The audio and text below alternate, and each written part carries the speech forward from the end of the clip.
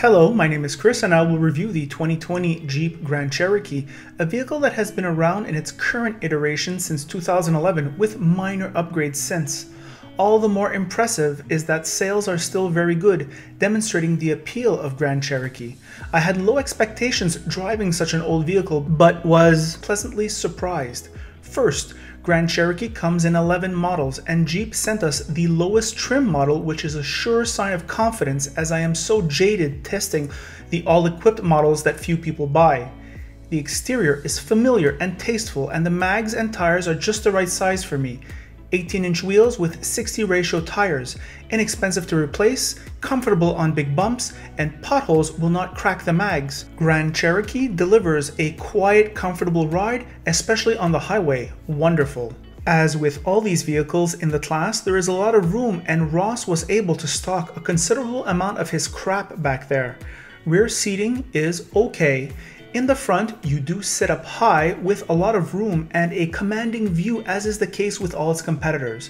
I really like the Jeep ergonomic, and it begins with the better than average Uconnect Infotainment System and a good sound from the sound system.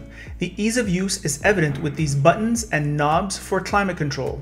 Less options means less complexity, but with enough money, Jeep will meet your heart's content when optioning up.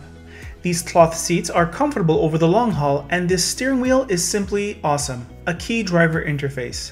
The general quality of the materials is average, and what struck me about Jeep Cherokee was just how easy it did the regular grind, which is a key task of a midsize SUV. Suspension, acceleration, braking, steering, visibility, it all works well together. If Cherokee attracts you with its looks, the test drive may just close the deal.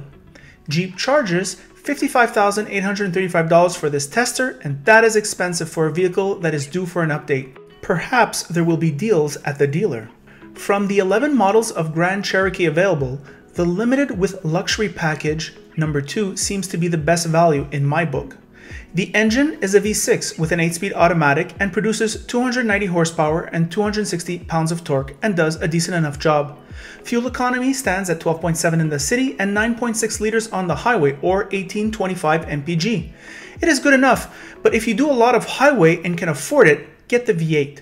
Unfortunately, in Quebec, you have to pay the retarded large cylinder tax for vehicles with over 4 liters of displacement, as if we don't pay enough taxes for our gas. Here are my thoughts on the road. Hello car lovers driving the 2020 Jeep Grand Cherokee, the Laredo version. This is one of the base versions, so thumbs up to Jeep for sending us the not all equipped model. It represents more what people are going to buy, and of course when judging this vehicle I shall take that into account. What to say about this vehicle? Well, on the exterior I like it a lot. I always like the Jeep styling. I find it's like masculine but tasteful. It's well done.